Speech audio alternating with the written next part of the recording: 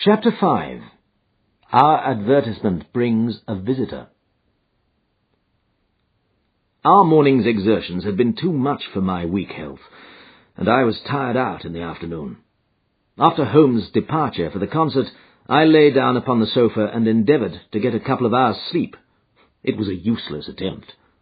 My mind had been too much excited by all that had occurred, and the strangest fancies and surmises crowded into it.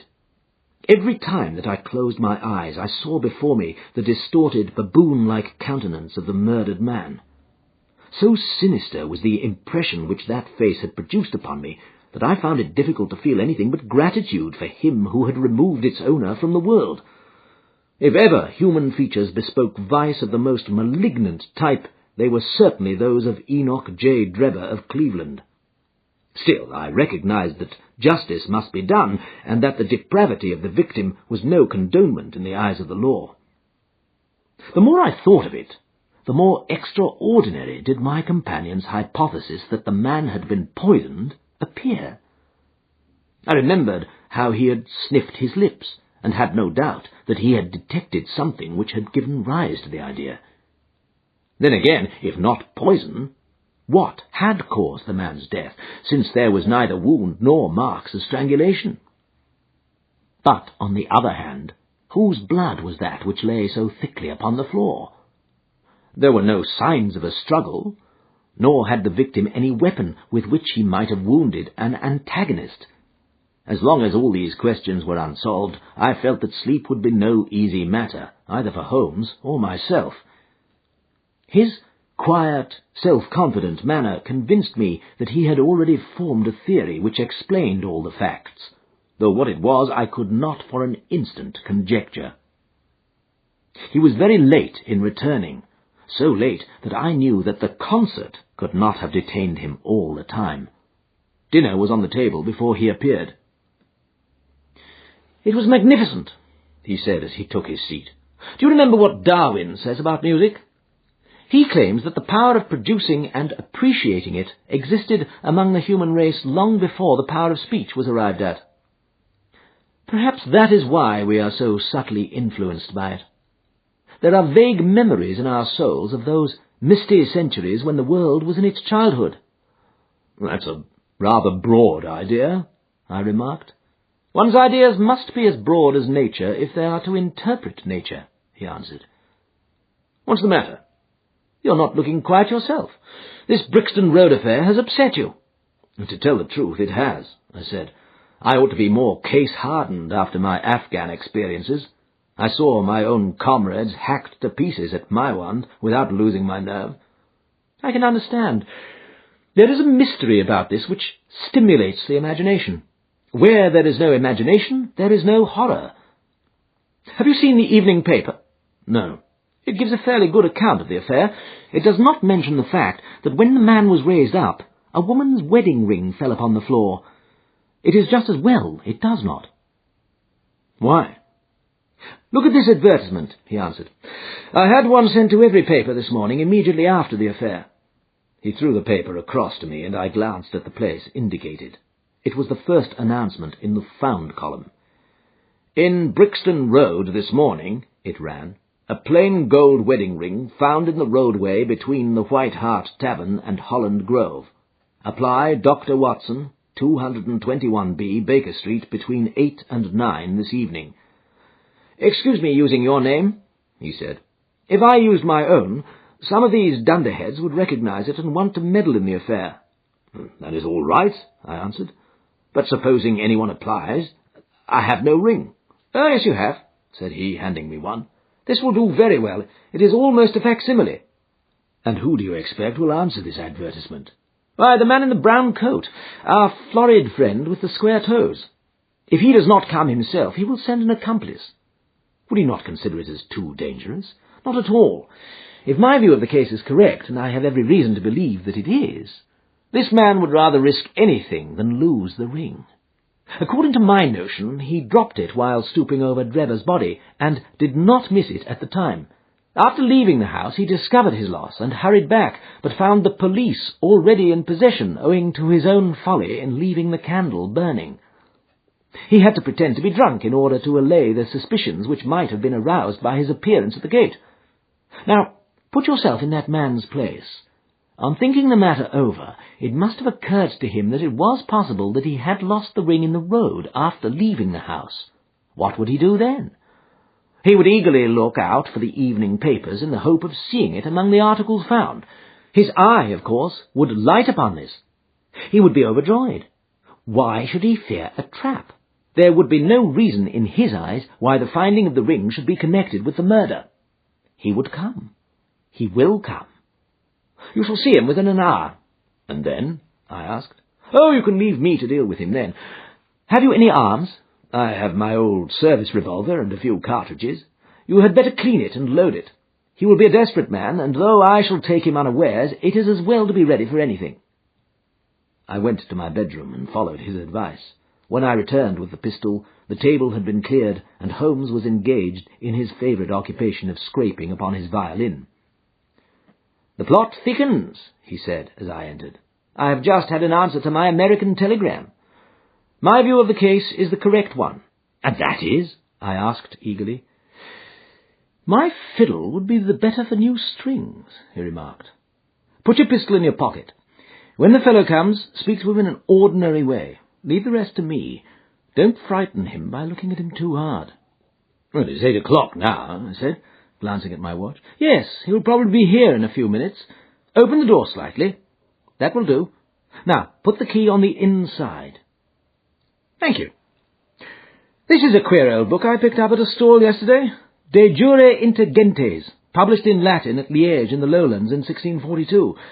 Charles's head was still firm on his shoulders when this little brown-backed volume was struck off. Who was the printer? Philippe de Croix, whoever he may have been.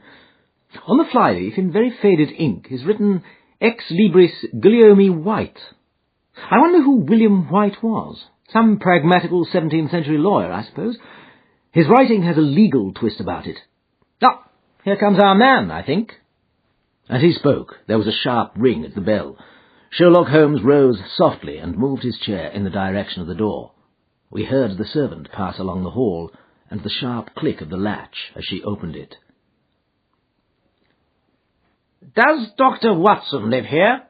asked a clear but rather harsh voice. We could not hear the servant's reply, but the door closed, and someone began to ascend the stairs. The footfall was an uncertain and shuffling one. A look of surprise passed over the face of my companion as he listened to it. It came slowly along the passage, and there was a feeble tap at the door. "Come in," I cried. At my summons, instead of the man of violence whom we expected, a very old and wrinkled woman hobbled into the apartment. She appeared to be dazzled by the sudden blaze of light, and after dropping a curtsy, she stood blinking at us with her bleared eyes, and fumbling in her pocket with nervous, shaky fingers. I glanced at my companion, and his face had assumed such a disconsolate expression that it was all I could do to keep my countenance. The old crone drew out an evening paper, and pointed at our advertisement. "It's this has brought me, good gentleman," she said, dropping another curtsy. "A gold wedding ring in the Brixton Road. It belongs to my girl Sally, as was married only this time 12 months, which her husband is steward above a union boat, and what he'd say if he come home and found her without her ring is more than I can think of, he being short enough at the best of times, but more especially when he has the drink. If it please you, she went to the circus last night, along with—" "Is that her ring?" I asked. "The Lord be thanked," cried the old woman. "Sally will be a glad woman this night. That's the ring." "And what may your address be?" I inquired, taking up a pencil. 13 Duncan Street, Houndsditch, a weary way from here." "The Brixton Road does not lie between any circus and Houndsditch," said Sherlock Holmes sharply. The old woman faced round and looked keenly at him from her little red-rimmed eyes. "The gentleman asked me for my address," she said. "Sally lives in lodgings at 3 Mayfield Place, Peckham." "And your name is—" "My name is Sawyer. Hers is Dennis, which Tom Dennis married her, and a smart, clean lad too, as long as he's at sea. and no steward in the company more thought of, but went on shore what with the women and what with liquor shops."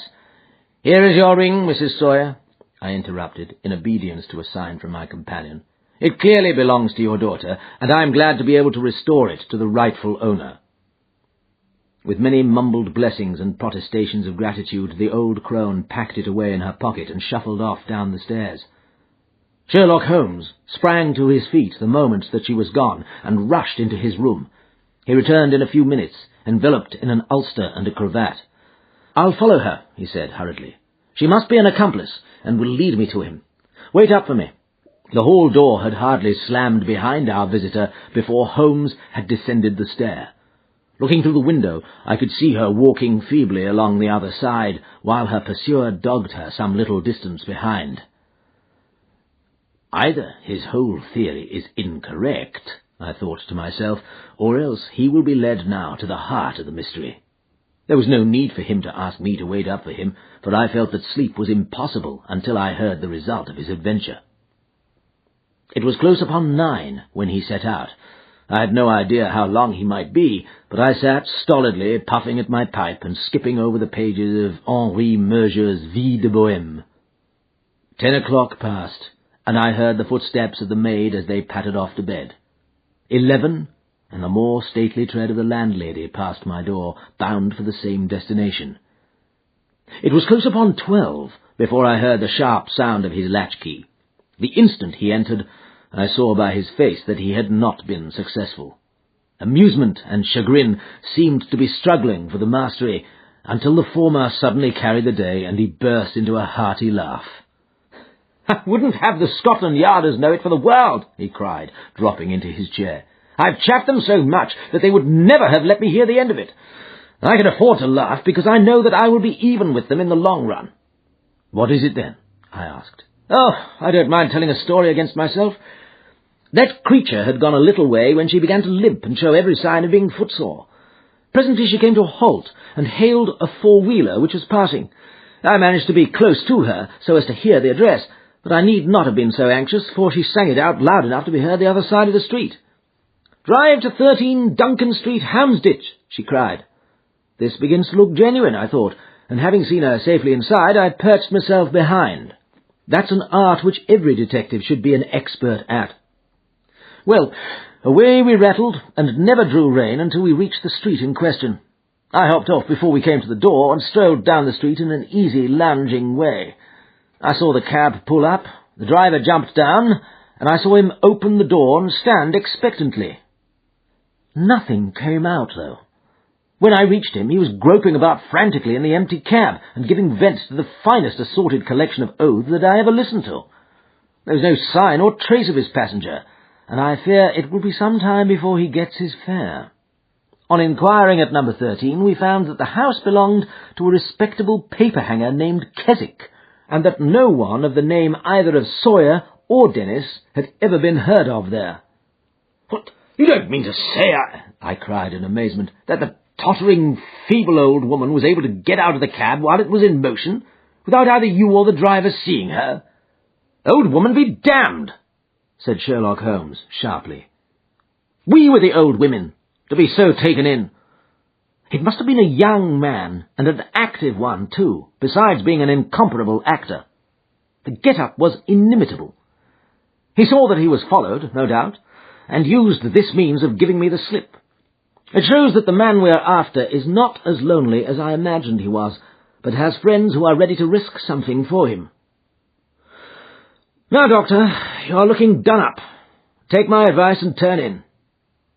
I was certainly feeling very weary, so I obeyed his injunction.